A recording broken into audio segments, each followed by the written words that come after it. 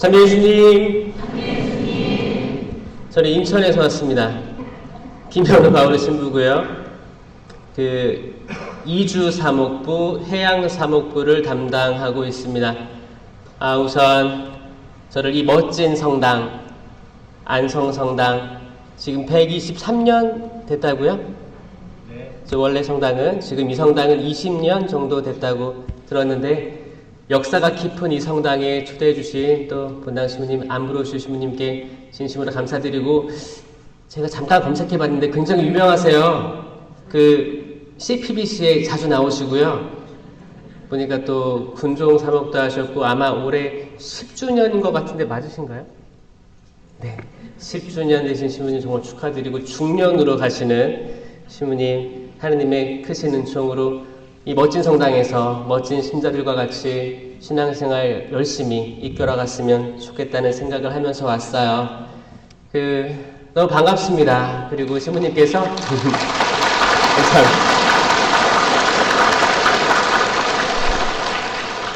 신부님께서 강의 2번을 부탁하셨는데, 그래서 사순시기 특강 어떤 걸 할까 하다가 오늘 주제는 광야입니다. 그리고 이제 2주 후에 강의는 낙원입니다. 어떻게 우리가 광야에서 낙원으로 들어가게 되는지에 대해서 이야기를 할 텐데, 오늘은 길게 얘기 못하고 30분 정도 강의를 허락받았어요. 그래서 시간을 잘 재면서 해야 됩니다. 오늘 또 보니까 예비자들이 또 이렇게 입교 예식이 있다고 해서 또 이제 예비 신자들과 또 우리 모든 신자들이 사실을 잘 알고 있는 것 같은데, 사실 반복되지 않으면 잘 알기가 어려운 부분들이에요. 광야. 단순히 말해서 광야란 어떤 곳일까요? 궁금하지 않아요? 나는 지금 어디에 있을까? 광야에 있을까? 낙원에 있을까? 아니면 그 언저리에 있을까? 성경에서는 광야를 어떤 식으로 이야기하는가? 광야에는 누가 있었는가를 보지 않으면 우리가 지금 40일, 40여일 동안의 이 사순 시기는 광야를 묵상하는 때입니다. 맞죠? 네. 여러분들에게 광야는 무엇이었고, 여러분 삶에서의 광야는 어디였습니까? 저는 2010년도에 서품을 받고, 이제 서품 받기 전에는 뭐를 준비했었냐?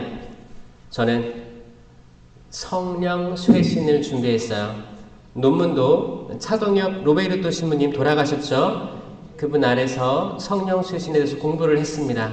그리고 저는 신부가 되면 성령 쇄신 쪽으로 더 공부하고자 했어요.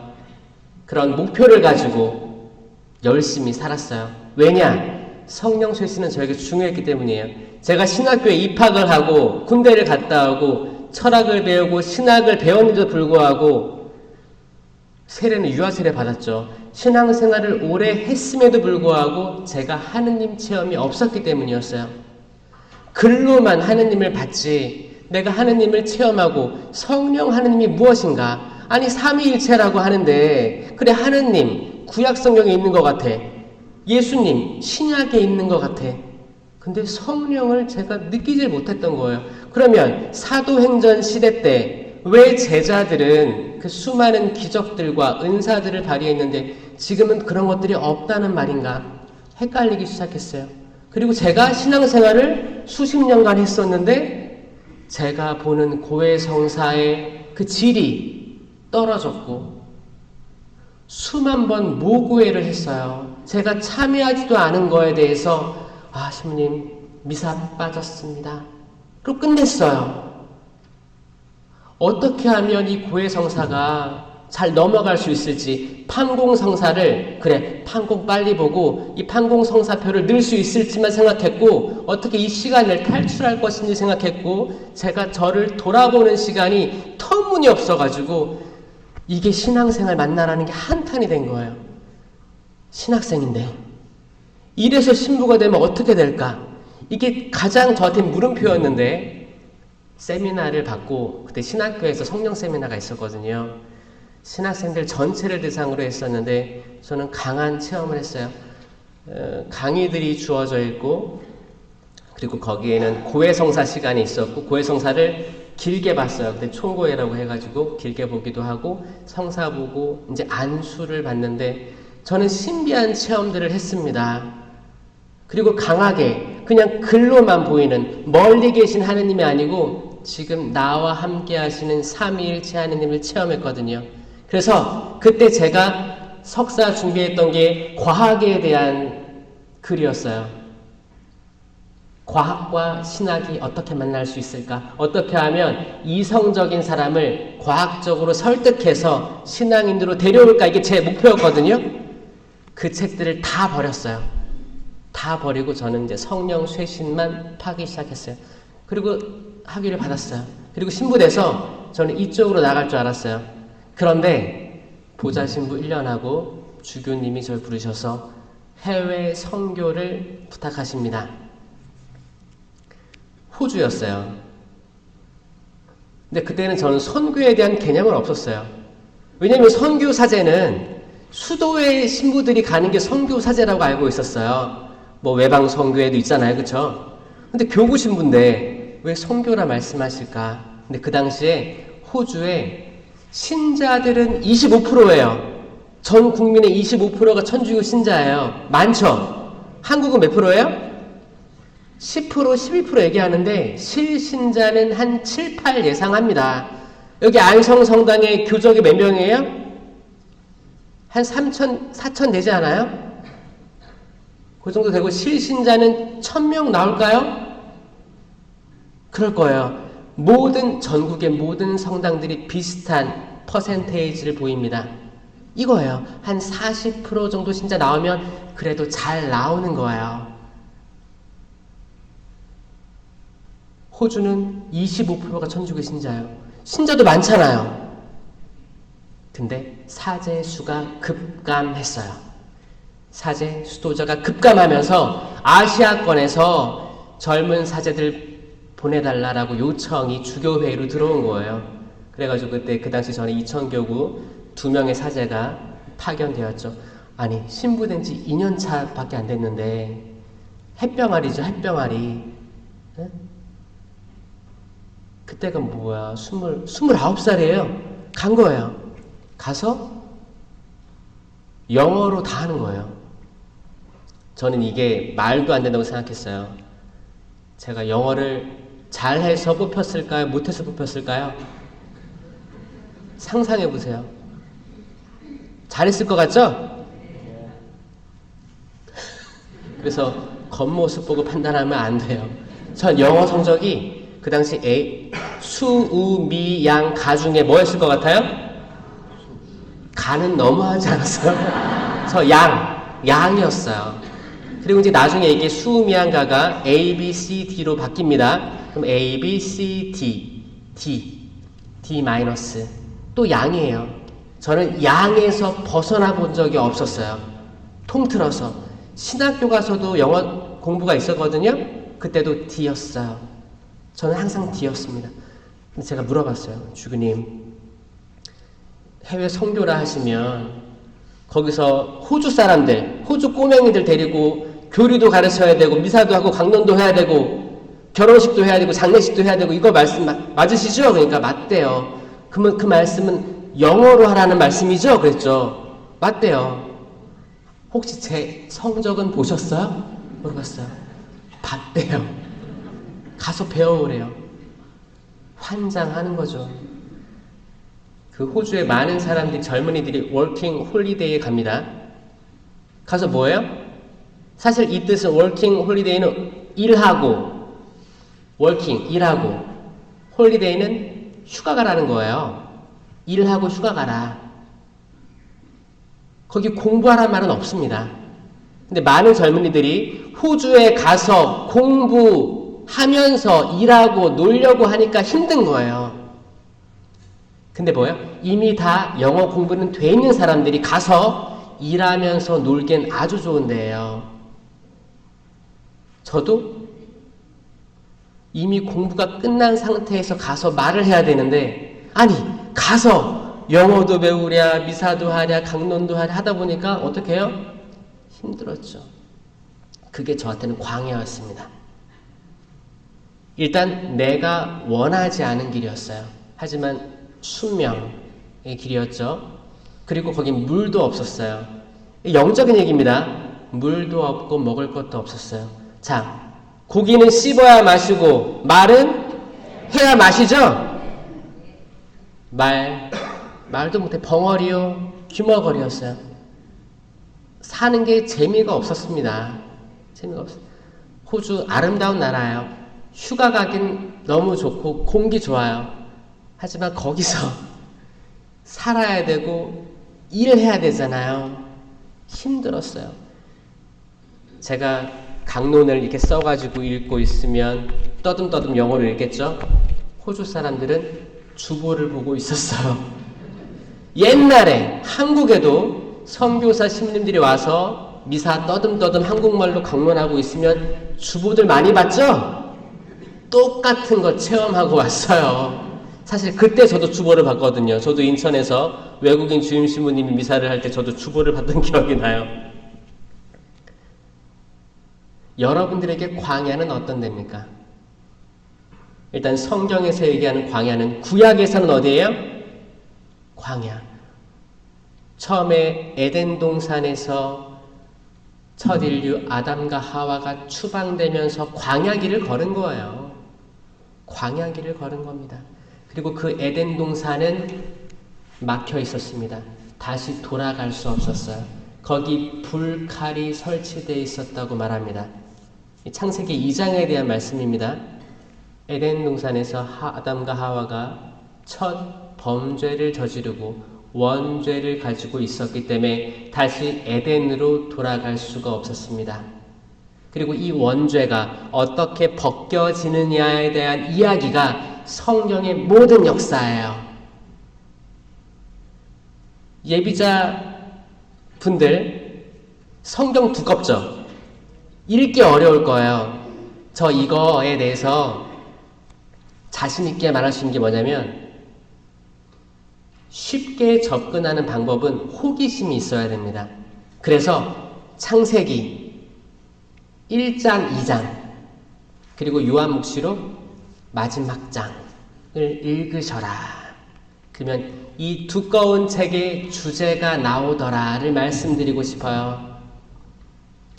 사실 성경책을 다 통독하는 것도 광야예요.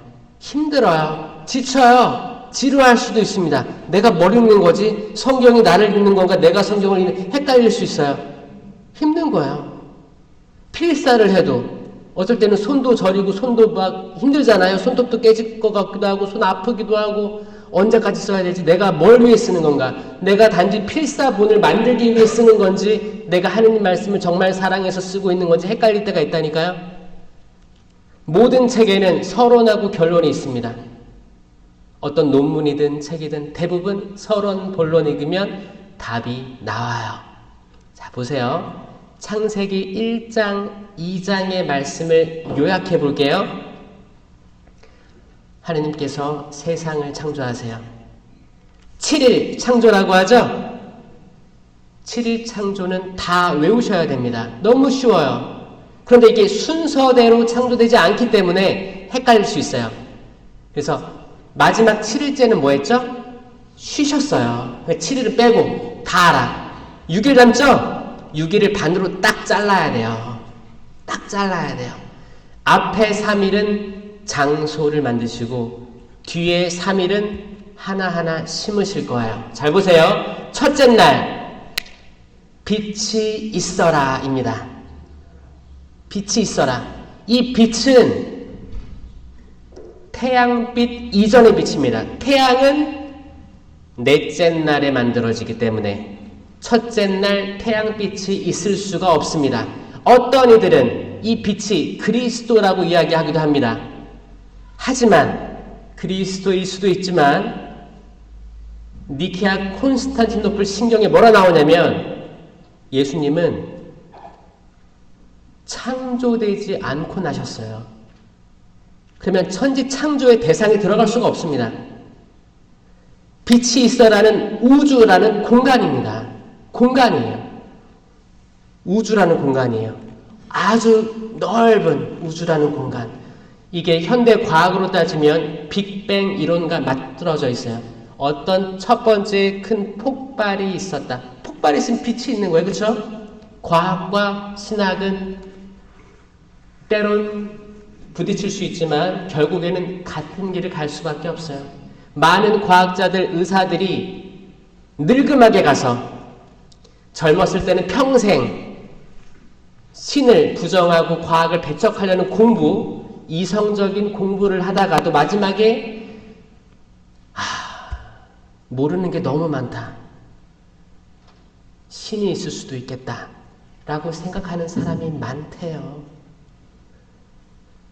빛이 있었는데 그 빛은 뭔지 구체적으로 모르지만 시작이에요. 생겼어요. 빅뱅 이론에 따르면 폭발하면서 시간과 공간이 생기면서 지금까지도 팽창하는 팽창 우주론이 등장하는 거예요. 우주라는 장소를 기억하시면 좋아요. 첫째 날. 둘째 날, 궁창 위의 물과 궁창 아래의 물, 곧 하늘과 바다를 만드십니다. 장소죠. 장소예요. 셋째 날, 물에서 땅이 솟아오릅니다. 땅이에요. 자, 우주, 하늘, 바다, 땅이 창조되는 거예요.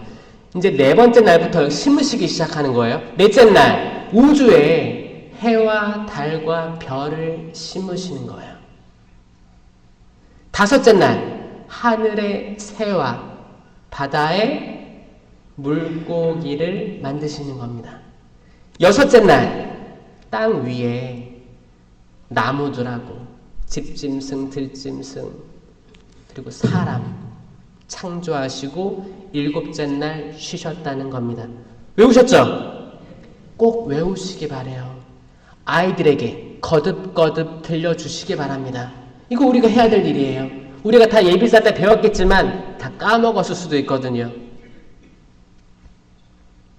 그리고 2장에 등장하는 게 이제 아담과 하와예요. 아담과 하와가 있었는데 에덴에 있었다는 거예요. 에덴에 있었는데 거기에는 나무들이 많았는데 그 중에서 들판 한가운데에 뭐가 있었다고요? 선악과 나무도 있었어요. 근데 이게 중요한 게 아닙니다. 선악과 나무 옆에 뭐가 있었어요? 생명나무가 있었어요. 중요한 나무 두 그루가 있던 거예요. 첫 인류는 선과 악을 알게 하는 나무를 집중했어요. 그게 원조의 시작이었어요. 그리고 추방된 거예요.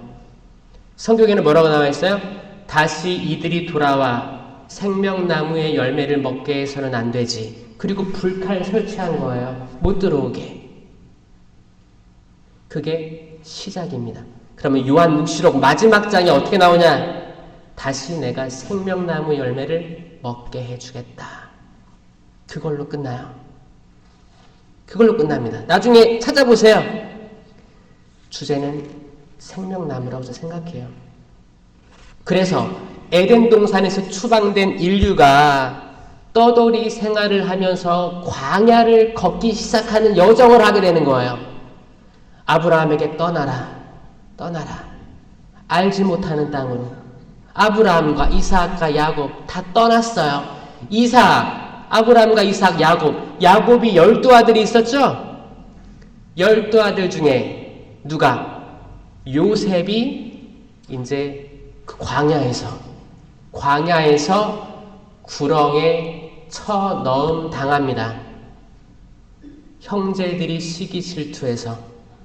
그러니까 미디안 상인들이 끌어다가 이집트로 가죠? 그래서 어떻게 떠돌이 생활하다가 이집트로 정착하게 되는지가 창세기에서 탈출기 넘어가는 이야기예요. 그리고 이스라엘 백성들이 이집트에 이주를 한 거예요. 혹사당했죠. 착취당했죠. 그게 이스라엘 백성들은 그게 광야였던 거예요. 삶이 광야였던 거예요. 힘들었어요. 아니, 아브라함 조상에게는 하늘을 봐라. 하늘의 별처럼 많은 자손을 주겠다. 모레알을 봐라. 바다의 모레알보다 많은 자손을 주겠다라고 약속하셨는데 우리는 왜 혹사당하고 있을까? 그 울부짖음 소리가 하늘에 들어갔습니다. 모세가 등장합니다. 모세가 등장해서 그 이스라엘 백성들 다 데리고 탈출하죠? 탈출해서 어떻게 해요? 홍해를 건너고 40년간 광야를 헤맵니다. 광야에는 먹을 것도 마실 것도 충분치 않았어요. 그때 먹었던 게 뭐예요? 만나. 만나가 뭔지 아세요, 여러분? 만나가 지금 말하면 성체성사의 예표기도 하고 예수님의 빵의 기적의 예표기도 합니다. 만나는 뭐냐? 그 당시에 자연적으로 생겼던 동물의 배설물 혹은 곤충들의 배설물 그런 걸로 자연적으로 엮여진 실타래 같은 거예요. 뭉쳐진 거였어요. 근데 단백질이었겠죠. 뭐든. 그게 식물 위에 이렇게 있었다는 거예요. 아침에 일어나 보면 이렇게 하얗게 쌓여있던 거예요. 이거를 거두어들이면 약간 지금 말하면 한과처럼 늘어나기도 하고 바삭거리기도 하고 말랑말랑하니까 먹었던 거예요. 그런 건데 많이 거두어들인 사람도 있었고 적당히 거두어들인 사람도 있었어요. 다음날 어떻게 됐어요? 많이 거두어들이든 적당히 거두어들이든 다 없어졌어요. 여기서 나온 게 일용할 양식입니다. 주님에게 또 나오는 주님에게 또 어떻게 해요? 우리가 일주일치 먹을 거를 내려주세요 해서요? 일용할 오늘 저희에게 일용할 양식을 주시고라고 하잖아요. 오늘 사는 거예요. 오늘이면 족하다. 왜 내가 다가오지도 않은 내일, 모레, 다음 주, 다음 달, 심지어 몇 년 뒤를 예상해서 왜 그런 투자를 하고 가슴을 조마조마하는가? 사실 우리는 흙에서 왔으니 뭘로 돌아가요? 흙으로 돌아갈 뿐인데 우린 잠깐 에덴 동산에서 추방돼서 이 광야의 땅을 살다가 다시 에덴으로 돌아가야 되는 숙명을 지닌 사람들인데 때론 우리가 아직 다가오지도 않은 미래 때문에 지금 행복을 놓치고 있진 않는가 라고 생각하는 거예요. 그럼 여러분들이 살고 있는 게 광야 맞죠? 이 주제가 광야란 과거 수천 년 전에 있는 얘기를 얘기하는 게 아닙니다. 우리가 살고 있는 게 광야예요. 제가 저번에 밤에 강의를 가다가 번화가를 지나가게 됐어요. 서울 한복판. 젊은이들이 드글드글한 데가 있어요. 근데 밤 늦은 시간이었거든요. 그때까지도 그 젊은이들이 어디 이제 휘황찬란한 데에 기웃기웃대고 있더라고요. 저 그 생각을 했어요. 목마르구나, 이 사람들. 이 젊은이들이 목이 마른데 물을 줄 사람들이 없구나. 물을 찾고 있는 것 같은데 잘못된 길에서 서성이는구나, 이 생각을 많이 했거든요. 그리고 차 안에서 기도하면서 저 가면서 강복 주거든요. 이렇게 강복 주고 다녀요. 어디 이렇게 저는 막 이렇게 멀리 운전해서 강의하러 다닐 때가 많습니다.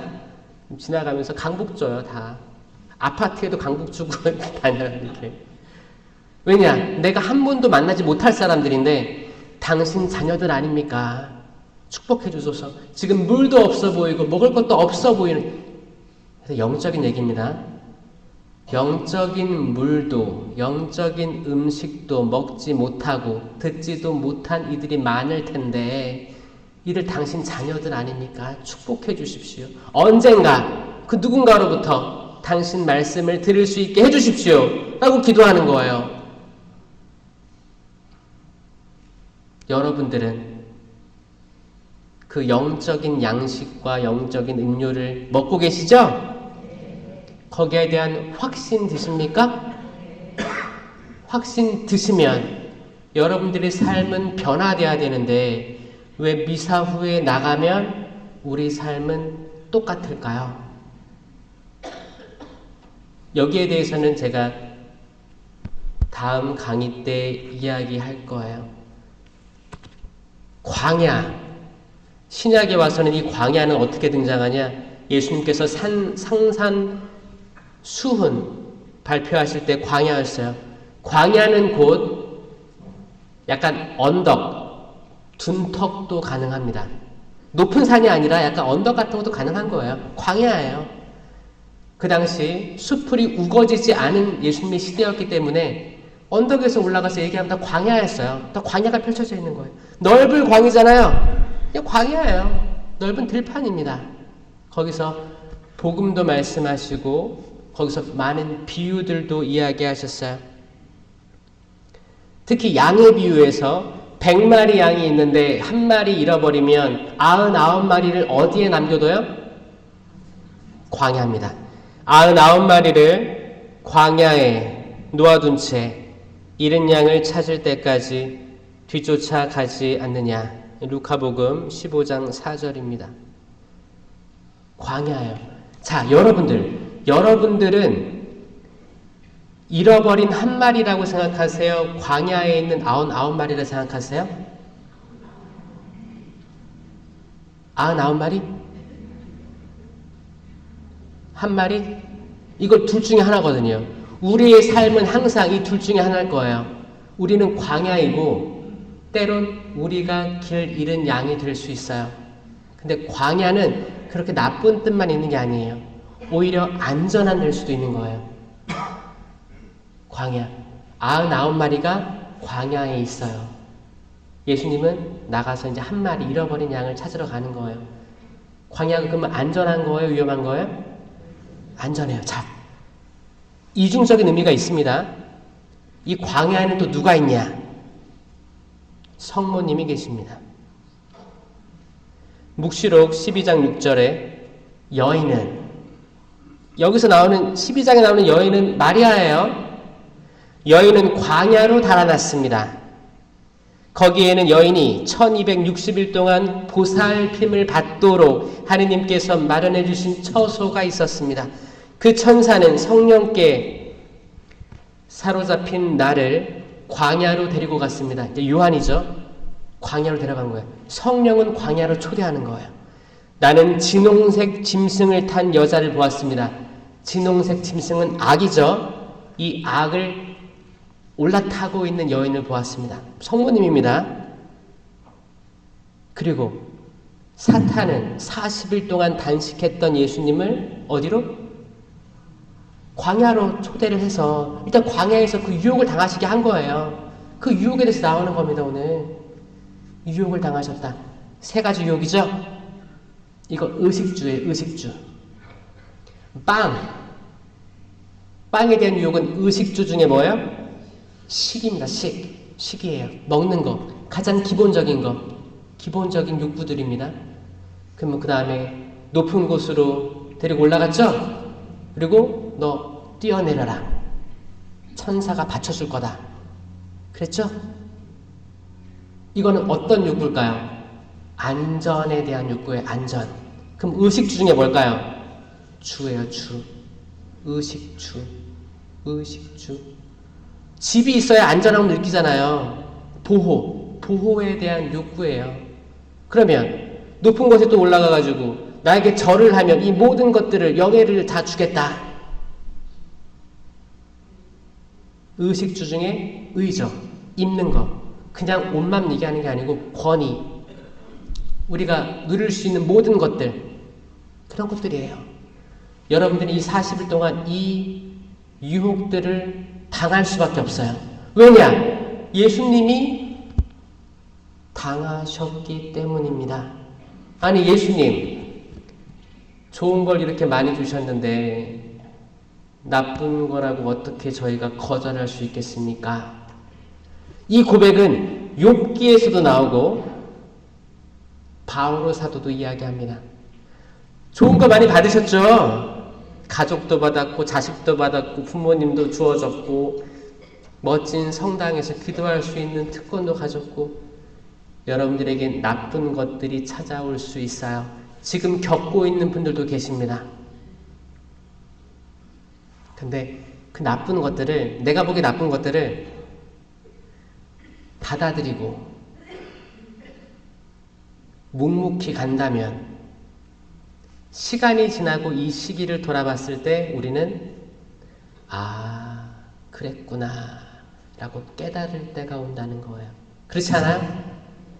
여러분들이 겪고 있는 것 다 지나갈 거예요. 여러분들이 지금 고통받고 있죠? 어떤 것 때문에? 그것들 다 지나갈 것들입니다. 지나갈 것들에 마음을 써서 돼요, 안 돼요? 마찬가지로 여러분들이 지금 행복한 거 있죠? 행복한 것도 지나갈 거예요. 그러니까 행복할 때 겸손해야 되고, 또 고통스러울 때 그냥 무덤덤하게 넘겨야 되는 거예요. 다 지나갈 거예요. 이 또한 지나갈 거예요. 솔로몬이 그 모든 부귀, 영화, 지혜 다 받고 다 지나갈 거라고 했어요. 지나갈 겁니다. 어디에 안주하지 마세요. 베드로가 거기 거룩한 변모에서 어떻게 했어요? 모세와 엘리야가 예수님이 대화하고 있으니까 너무 황홀 해가지고 주님 여기 천막 셋을 지어가지고 여기 살아요. 그 무슨 말이에요? 지금으로 따지면 여기 아파트 지어요. 땅 너무 좋아. 뷰가 너무 좋아. 아니 모세와 엘리야. 그럼 모세 아파트, 엘리야 아파트, 예수님 아파트 지어드릴게. 여기 살고 더 이상 나아가지 맙시다. 라는 거였어요. 그러니까 뭐라고 했어요? 사탄아 물러가라. 사탄이 이야기하는 건 머물러라. 안주해라. 더 나아가봤자 너만 힘들다. 적당히 살아라. 안주해라. 이런 유혹들일 거예요. 근데 예수님은 그 당시 마음 먹었던 게 뭐예요? 내가 지금 광야로 들어가는 거예요. 내가 지금 고통의 땅 예루살렘으로 들어가는 겁니다. 십자가의 길을 준비하고 있었던 거예요. 근데 베드로는 아니에요. 절대 그런 일이 있을 수 없습니다. 여기 있어요. 여러분들은 고통에 직면하도록 불리움 받았습니다. 아멘? 피하지 마세요. 피한다고 피할 수 있는 게 아닙니다. 근데 그거를 어떻게 받아들이느냐? 이왕 질 거면, 십자가 질 거면 기쁘게 지시는 거예요. 군대 갈 때 뭐라고 써있어요? 거기 피할 수 없으면 즐겨라라고 써있어요. 여러분, 피할 수 있는 게 있고 없는 게 있어요. 집에 가면 여전히 여러분들의 남편, 아내, 자식들이 그 집에 있을 거예요. 피할 수 없어요. 피할 수 없는 것들이 있다니까요. 피할 수 없습니다. 대부분의 고통들은 가족 안에서 많이 오게 될 거예요. 그 고통 직면하시고 그 십자가를 그냥 끌고 다니지 말고 이왕 질 거면 껴안고 가세요. 준주성범에 그랬어요. 여러분들이 십자가를 불평하지 않고 기쁘게 지고 간다면 그 십자가가 여러분을 그 목적지로 인도할 것입니다. 아멘. 영광이 성부와 성자와 성령께 성부와 성자와 성령의 이름으로 아멘.